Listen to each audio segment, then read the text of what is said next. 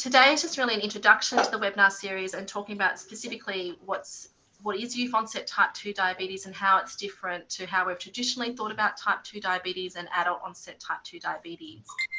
And so I wanted to go through diagnostic criteria, some of the epidemiology, the pathophysiology, which is quite interesting in how it differs from adult onset diabetes, and some of the things that lead to this, such as intergenerational transmission.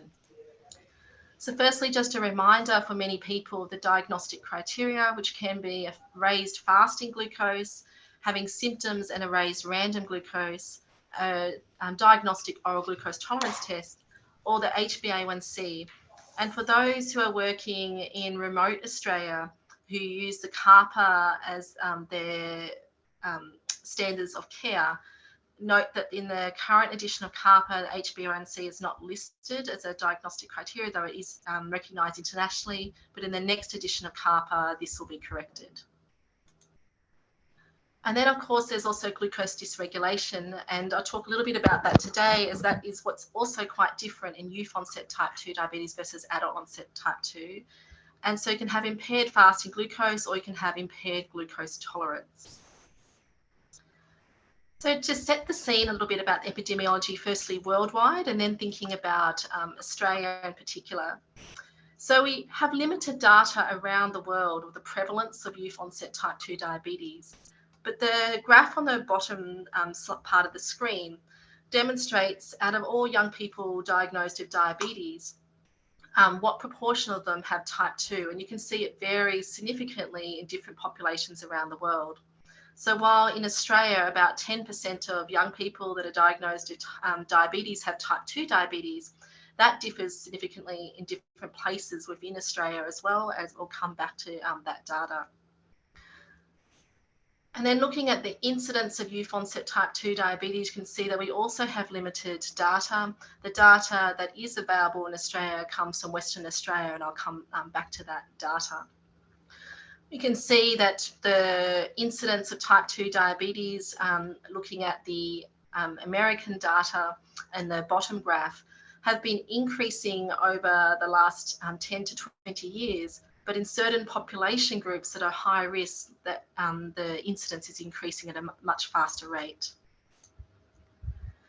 And then looking at the characteristics of affected young people. So for anyone who's interested in this area, the box on the right-hand side is from a really nice review that Russell Viner did in the Lancet 5 years ago, kind of collating data from multiple cohorts of young people around the world. And that data showed that most young people with type 2 around the world had overweight or obesity. About 2/3 were symptomatic at presentation, and a large proportion had acanthosis. And I'll come back to that, as that's an important marker of risk. 2/3 were female. And what was quite marked, and I'll come back to this as well, is that type 2 diabetes is concentrated in particular vulnerable populations around the world. And the other thing is that a significant proportion of young people already have complications at the time of diagnosis. So this comes from a Canadian group from the Lancet 5 years ago, but it holds very true that type 2 diabetes in young people around the world tends to be a disease of poverty. Just like we might talk about some other conditions such as rheumatic heart disease reflecting poverty, type 2 diabetes also does. And looking at the cohorts summarised in this, that there's quite a high proportion of young people within each of those cohorts that are, such as the Today cohort is a multi-ethnic cohort, that live in poverty. And this, these two are also showing further to that data around the world. On the left is Canadian data comparing young people with type 2 to type 1 diabetes, and looking at the quintiles of various indices of socioeconomic vulnerability, and showing that more than 40% of young people with type 2 diabetes in the Canadian cohort lived in, were in the bottom quintile of, in terms of socioeconomic status, which is very different from the population of young people with type 1 diabetes. And the data from the United States very much shows the very great disparities in risk between different ethnicities and population groups. So what do we know in Australia? So we have very good data over the last 20 years from Western Australia, looking at the prevalence and incidence of type 2 diabetes. And it showed that the incidence has increased in all young people over that time. However, Aboriginal and Torres Strait Islander young people have an 18 times increased risk, increased incidence than non-Indigenous children. And it's also important that 6% of children in WA that were diagnosed were less than 10 years of age at the time of diagnosis. And we're definitely seeing that pattern of younger age at diagnosis replicated across other parts of Australia and also in New Zealand. This is data from an audit that was undertaken across Northern Australia. It was published last year. It's Kimberley, Far North Queensland, and the Northern Territory. And I've, in this graph, compared to what we know from other First Nations populations around the world. And unfortunately, it shows that in Northern Australia, our rates are far higher than what has been reported around internationally in the last 25 years, and higher than other First Nations youth, and particularly high rates in Central Australia. It's also 10 times higher than what had been previously reported in Australia. And then looking at comparing to what we know from international data, we also tend to have a preponderance of females compared to males in our Northern Australia group. And this is from 2017 data. In that time, most were in the older or adolescents or older young adults, but we were going to be repeating the data using 2021 data and expect that the age will be reducing. And I just wanted to point out why we're also concerned and looking at the chronic hypoglycemia that these young people are facing. And so firstly, about 3/4 of young people had actually had an HbA1c within 2 years, when obviously we recommend it to be measured every 3 months. And only 14% of young people had an HbA1c within target range. I should point out that this low proportion in target range is consistent with the limited international data that's also available. And just looking at our Northern Australia cohort to what we know internationally. So what we had said that internationally, 97% of young people were being reported to be overweight or have obesity. However, in our cohort, particularly our younger cohort, there's a higher proportion of young people that are in the normal weight range as reflected by BMI, and there's obviously limitations to that, which will come up in future webinar sessions. And anecdotally, I think many people who have been looking after young people with type 2 diabetes from Aboriginal Torres Strait Islander background also reporting this, that they're seeing young people who do not fit what we've thought stereotypically or traditionally as being type 2 diabetes. So I'd like to then talk about the pathophysiology and what we know about it, and also some of the unknowns. So firstly, we know that the type 2 diabetes in young people is quite a different condition to what we see in later onset type 2 diabetes, which is defined as after 25 years of age. On this graph on the right, the top graph is looking at beta cell in the pancreas, there's the function or production of insulin, and on the bottom is looking at insulin sensitivity. And traditionally, we've always thought of type 2 diabetes as really reflecting reduced insulin sensitivity. And there definitely is reduced insulin sensitivity. But what we're also understanding in youth-onset type 2 diabetes is that there's a loss of beta cell function or insulin secretion. And that is what changes after diagnosis and may lead to someone becoming less responsive to medication or having deteriorating glycaemia despite taking medication. And the insulin sensitivity tends to stay stable over that time, though is reduced at the time of diagnosis. We also see that it's quite different. So this graph is comparing the Today study, which is the largest cohort of young people with type 2 diabetes in the world from the United States. It's a multi-ethnic study of about 700 young people. And then the other 3 studies listed here are all adult cohorts from the UK and the United States.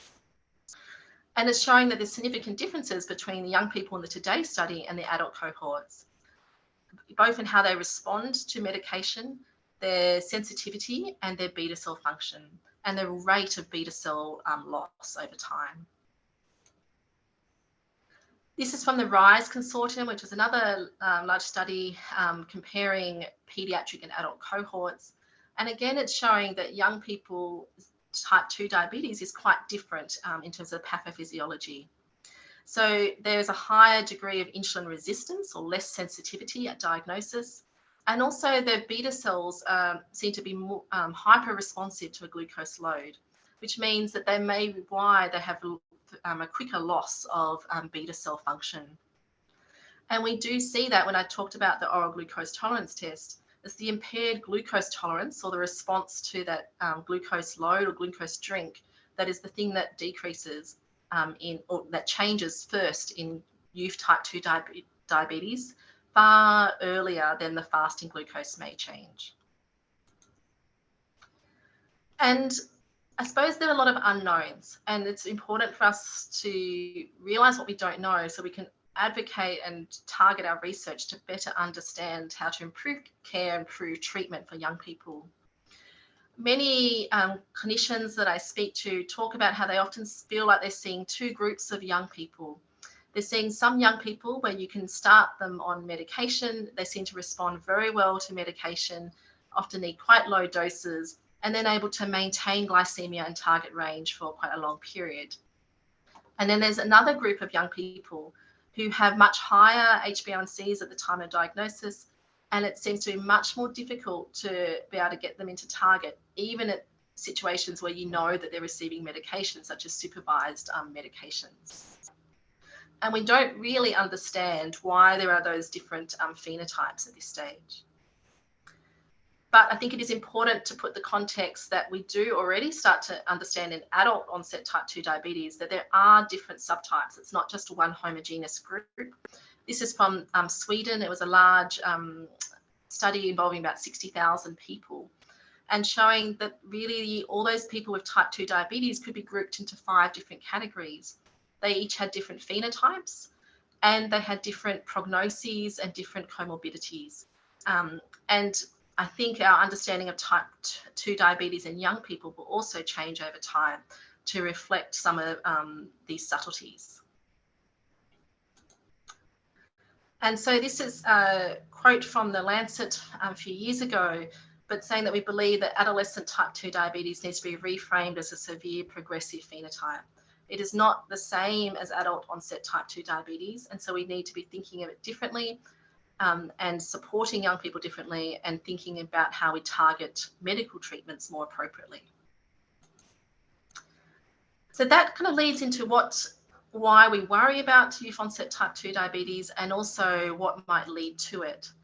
So firstly, the future trajectories are very concerning. We know there's a much higher rate of complications than there is in adult onset diabetes.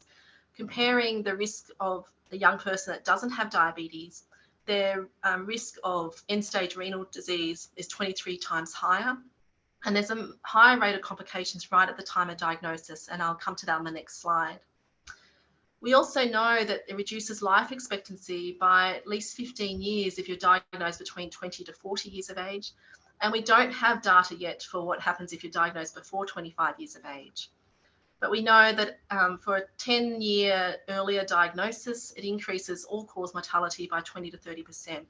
So there is definitely benefit to delay a diagnosis and as long as possible, even if it's not entirely preventable in their lifetime. And this comes from that Today study, which is that United States cohort, and looking at complications. And we can see that right at the time of diagnosis, which is baseline on this slide, 19% of the young people had hypertension, 20% had dyslipidemia, and 8% already had kidney disease.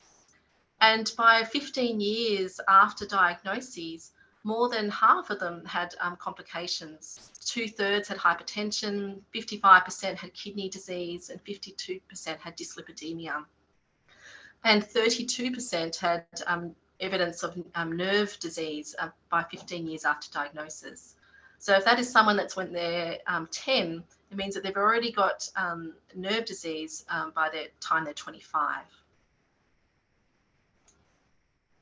The other thing to point out is that obviously historically been very worried about type 1 diabetes, and if anyone that's in a type 1 diabetes clinic, we look for complications very meticulously throughout their care. But it's actually very concerning that young people with type 2 diabetes actually have more complications or more common complications than those of type 1 diabetes. And so I'd like to talk about intergenerational diabetes. So what we know from international data is that 90% of young people that have type 2 diabetes have a parent or a grandparent that's affected. And this graphs come from Dana DeLabia's work with the PEMA communities. And I should say that in that PEMA community, there's already a high background rate within the community of obesity. We can see that if the mother had type 2 diabetes before the pregnancy, that the risk of their child having obesity at a younger age was much increased, as well as their risk of having diabetes, developing type 2 diabetes themselves. And this has been replicated in work from Canada, where a cohort of young people in Canada whose mothers were diagnosed with type 2 diabetes before the age of 18, 64% of those young people went on to develop type 2 diabetes before they were 14. This is Canadian data from Brandy Wicklow's group, and it's showing that the highest risk is in young people whose were First Nations ethnicity and whose mothers had type 2 diabetes, acknowledging the kind of smaller numbers in follow-up of those groups. But they have an exponentially increased incidence over time of type 2 diabetes, and also they develop type 2 diabetes at a shorter time interval. And it also is important to note that gestational diabetes is a risk factor, but really particularly in First Nations women in Canada. And so this is a busy slide, so I'll take a bit of time to kind of explain it. And to show that those in utero exposures, the epigenetic changes that may also occur from exposure to hyperglycemia, really have an effect on how someone, when they may develop diabetes and what metabolic complications or comorbidities they may have with that. So on the left-hand side is someone that doesn't have a family background of type 2 diabetes. They haven't been exposed in utero to hyperglycemia. And then at some point in their life, they may have lifestyle risk factors that increase their risk of type 2 diabetes, such as low physical activity or overnutrition. But their body is not programmed to develop diabetes. Their pancreatic cells function normally. Visceral fat is minimal. Their liver functions normally. And so they may have overweight or obesity, but they're less likely to have any comorbidities or complications associated with that. However, on the right-hand side in the red is a young person that has a family history of type 2 diabetes. They have been exposed to hyperglycemia in utero from their mother having diabetes. They may also had other stresses in their life. And so their pancreas is being programmed to be at increased risk of type 2 diabetes and to have possibly abnormal beta cell function. They also tend to have more visceral fat, and where they lay down their fat tends to be in the viscera rather than kind of around subcutaneous around the body. They're more likely to have inflammatory cytokines circulating and have insults on their liver. And so with possibly less lifestyle risk factors, they will still develop type 2 diabetes at a younger age than the other person, and are much more likely to have comorbidities associated with that.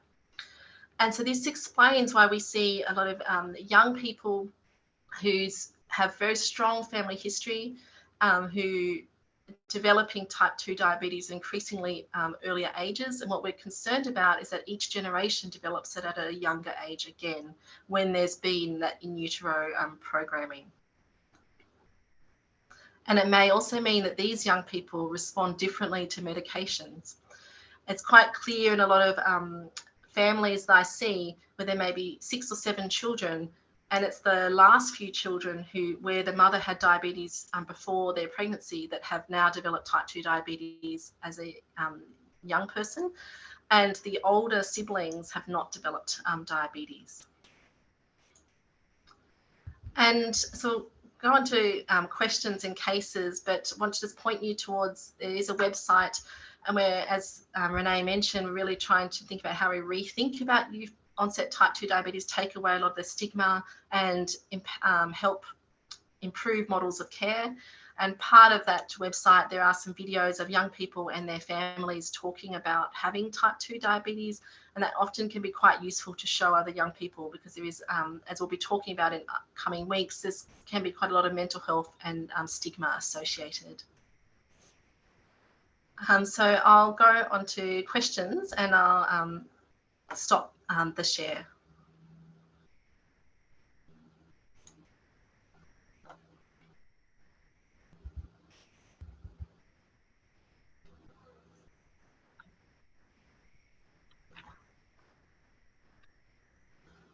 Okay, so I'd encourage participants to click on the question and answer box, and here you can see that some people have started asking questions already, so you can have a look through what's been asked, and then you can start voting as well. So there's a little thumbs up button where you can vote up the questions that you'd most like to be answered. And yeah, I just invite Samaria in here too. It'd be really valuable to have both yourself and Angela, I guess, tossing around some of these questions and seeing what answers you give. So we're getting quite a lot of votes coming up for the first question. So I'll ask this and then turn it over to you both to answer. So the most upvoted question is, what do we know from research about psychosocial factors influencing the development of complications in children and youth?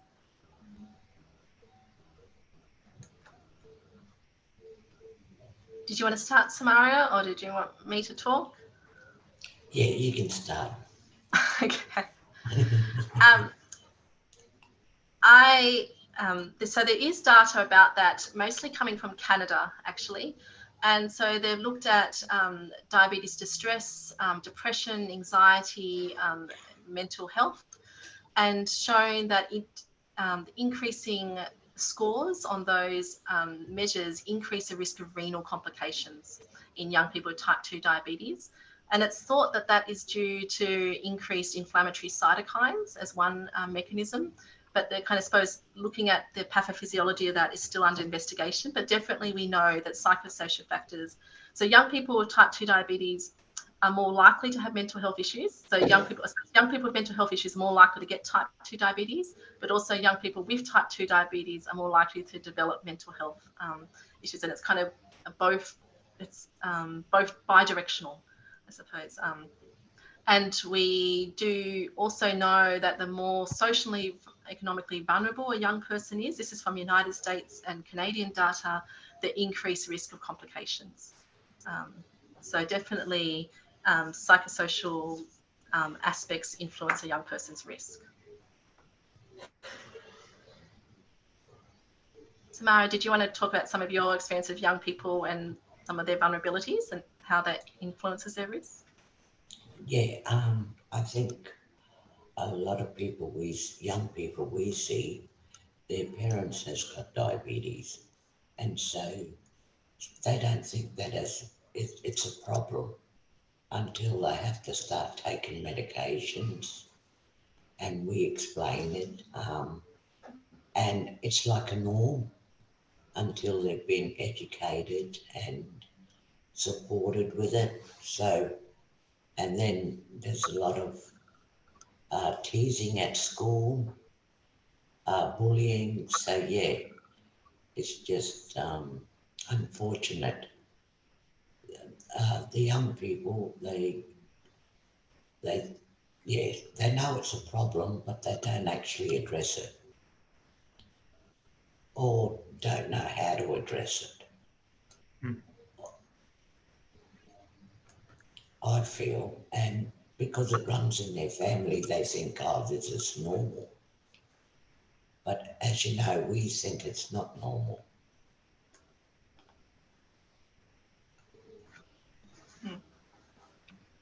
Okay. Yeah, thank you both. Great answers. We've got another one here that's so our next top upvoted question is, can you comment on obesity as a symptom of insulin dysregulation rather than a cause?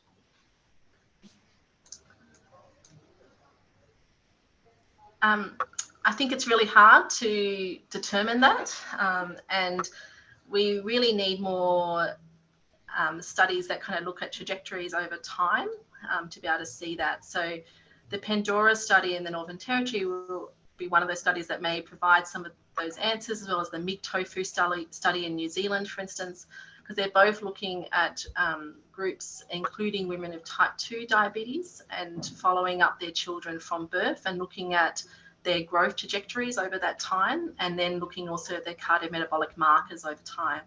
And so I think those kind of studies, those cohort studies, will give us a much better idea of how obesity relates both as a cause and as kind of a symptom. But I suppose what I also would like to point out that how we measure obesity, we have to really consider that. So BMI is not necessarily a great marker of obesity in many ethnicity population groups, but really looking at central adiposity is the key thing, because that's the central adiposity is what drives your metabolic risk.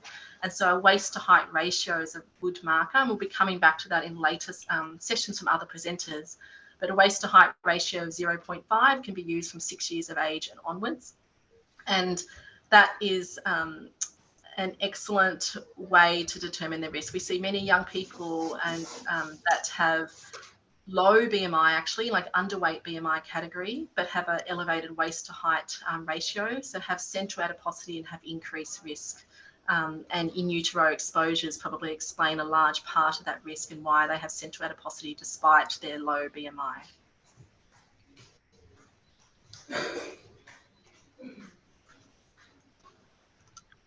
Okay, any comments, Samaria?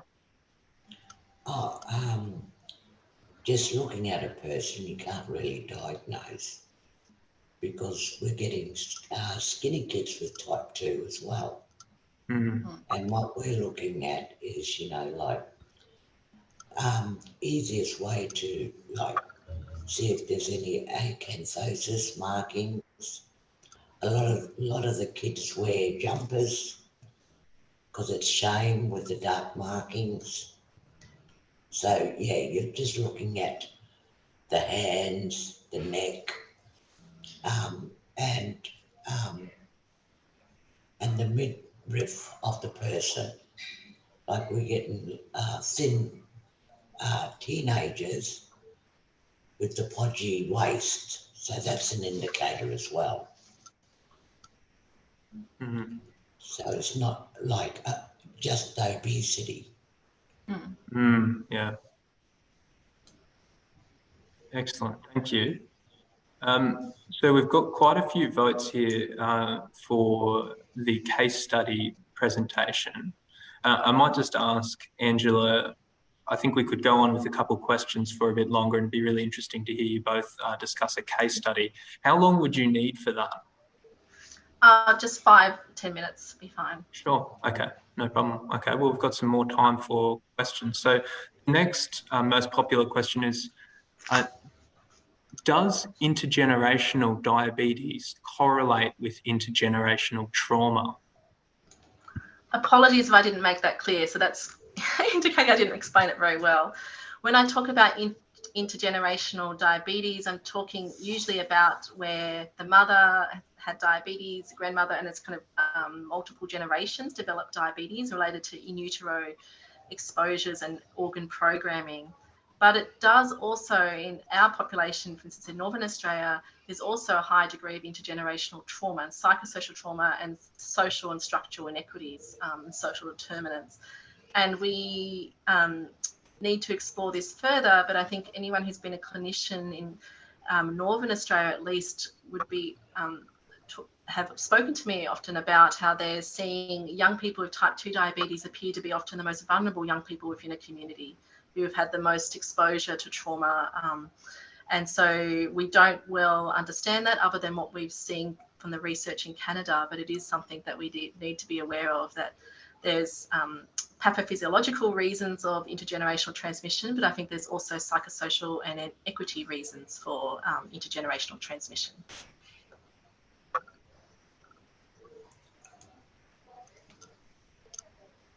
I'd be really interested to hear what you've got to say here, Samaria. Well, it's ongoing, you know, because of financial situations, food security, overcrowding housing, you know, like, and then it's hard for our kids to concentrate at school when they've got high blood sugars, they're hungry, thirsty, they're not actually learning. So yeah, so it's just it's really hard. A lot of our kids do well in boarding schools because they've got that food security, they've got that extra support and a bit more nurturing, where they've got space to grow. But the kids that are left in the community, it's very hard for them to get ahead with food security or even changing their food. You know, even like trying to eat healthier. It's so hard. Yep. Unless we, you know, change housing, change a lot of aspects in education. Yeah.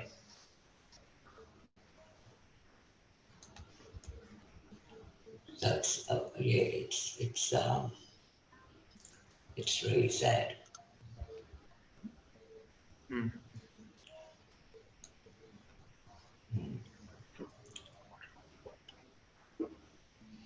Okay. Well, I may move on to the next question then. The next most popular question is, how much of this group are likely to be monogenic diabetes / MODY? So obviously we don't have data from everywhere around that, but I know in the Northern Territory we have been testing young people for MODY, and very, very low rates of young people that we've detected with MODY. And their presentation has been quite different actually. So I feel that there is a very low proportion of young Aboriginal and Torres Strait Islander people that have MODY. Though I do think we need to be really careful about what the terminology we use in our diagnoses, and that there are some young people who have pancreatic insufficiency, for instance, rather than type 2 diabetes for various reasons. And so it's not everyone that is grouped as type 2 does. In our prevalence study in Northern Australia, we actually cross-checked every diagnosis, so we know that everyone that was included was type 2. By using other information to kind of cross-reference that. But yeah, I don't think there is a high proportion with MODY.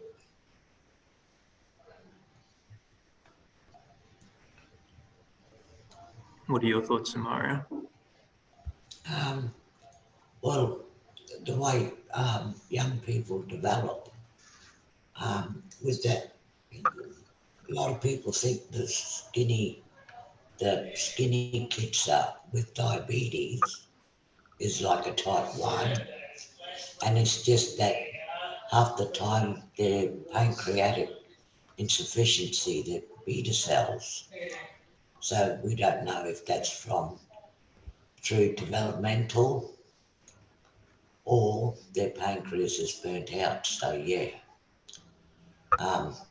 as I said, you know, we're seeing in young people with like pancreatic insufficiency to a point, the doctors are thinking it's type 1, where it's not. It's still type 2, but they're much leaner. Yeah. Okay. So the next question I'll read out. Hi, my demographic in WA, it's a lot of GDM with large for gestational age / macrosomia babies. And it's not uncommon for them to have neonatal hypoglycemia. I was just wondering if we know how much this increases risk of youth-onset type 2 diabetes in Aboriginal and Torres Strait Islander populations.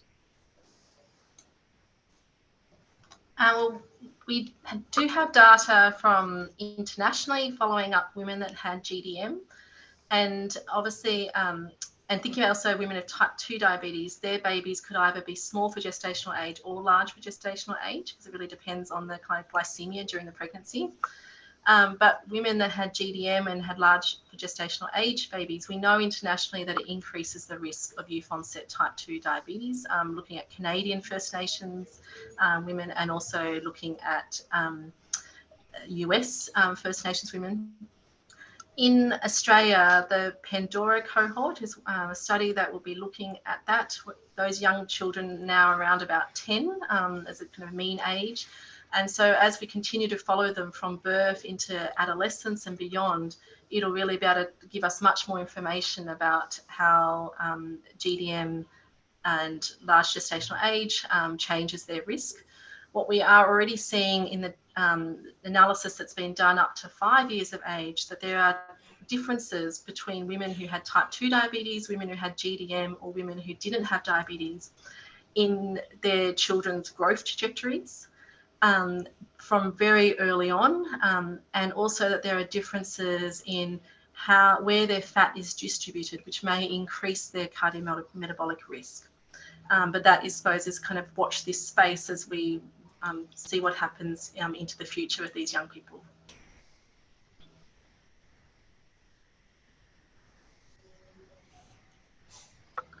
And yourself, Samaria, what do you think? Well, we're keeping a close eye on the type 2 ladies and their offspring. So, say if there's a family of 5 and 2 have got type 2, we're also screening the younger siblings.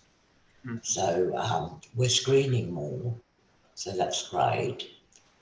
And yeah, through my experience, it's normally the younger siblings, like a family of 5, the last 2 would be diagnosed with type 2. You know, and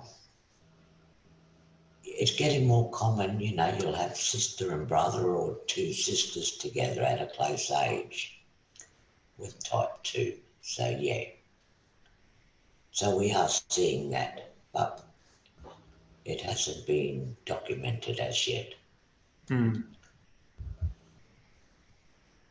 Yeah. Okay, thank you. I'll move to the next question.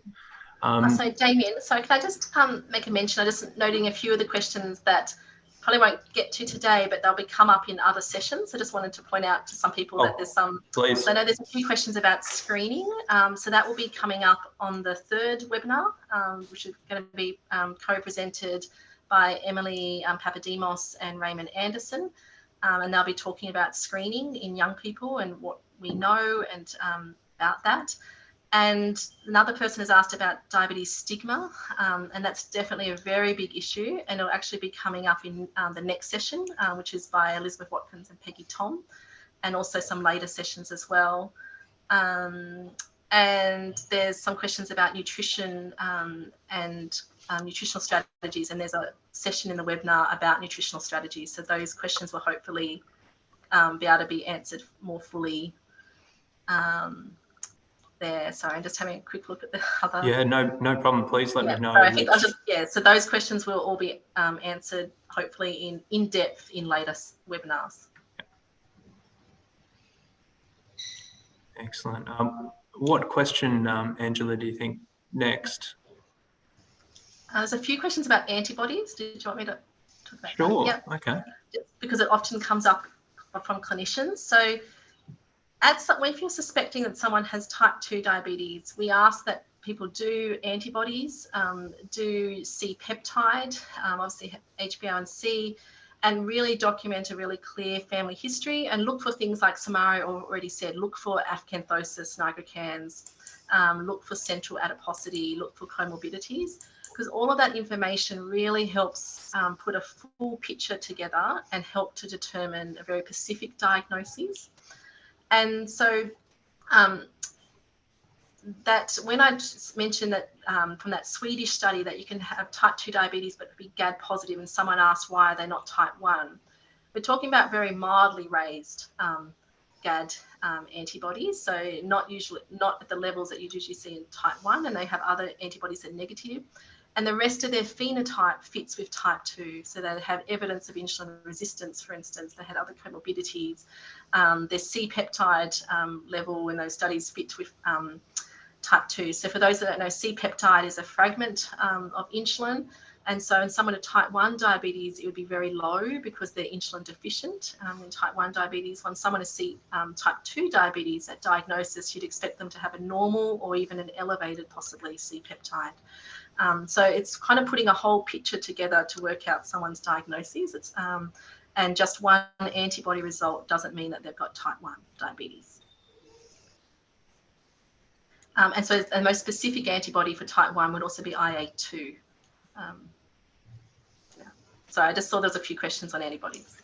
Yeah, no problem. It's actually been fantastic to see how many questions have come through, and unfortunately with the time it doesn't look like we're going to get to all of them, but I think that's where having a 10-part series, hopefully people will get their questions answered during that time. And I guess just being mindful of time and knowing that how many votes we had for you both to talk through a bit of a case study. Could we move on to that? Yeah. So just one more thing for someone who asked about novel models, that is going to be school-based support. That's definitely very aware of that. And that is another whole session in the webinar series about thinking beyond the health sector in terms of supporting young people. So please hold on to those questions because there's some people with great expertise that will be talking about that later in the year.